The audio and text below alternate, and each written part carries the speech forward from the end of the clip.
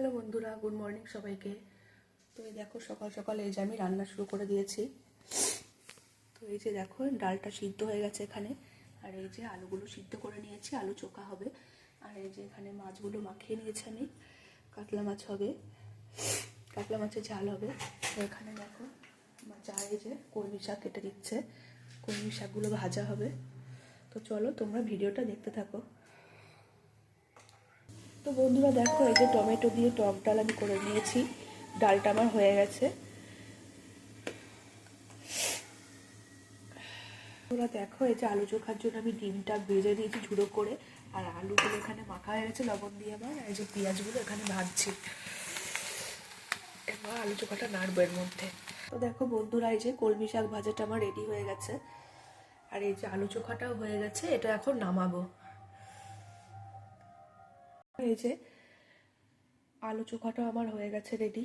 তো তোমরা কি একে আলু চোখা খেতে ভালোবাসো কমেন্টে জানিও। ডালের সঙ্গে খেতে কিন্তু এটা খুবই ভালো লাগে বন্ধুরা। তো দেখো বন্ধুরা এই যে মাছ ভাজাটা আমি এখানে বসিয়ে দিয়েছি।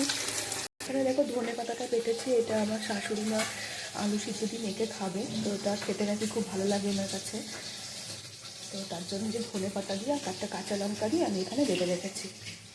দেখো যেহেতু আমি এই কাতলা মাছটা মাখো মাখো করবো, তো তার জন্য আমি এখানে আদা রসুন পেঁয়াজটা বেটে নিচ্ছি। তো বন্ধুরা দেখো এই যে মাছগুলো আমার এখানে ভাজা হয়ে গেছে, আর এই যে আমি মশলাটা কষাচ্ছি। আর এদিকে দেখো আমি ভাতও বসিয়ে দিয়েছি এই যে।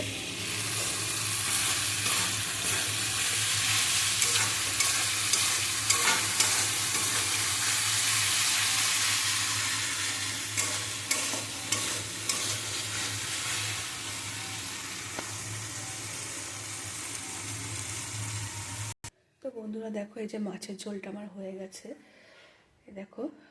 আর এদিকে ভাতও হয়ে গেছে। তো একটু পরে ছেলে চলে আসবে আবার স্কুল থেকে। তো তোমরা দুপুরে কে কী দিয়ে লাঞ্চ করলে অবশ্যই কমেন্টে জানিও। ভিডিওটা এখানে শেষ করছি আজকের মতো।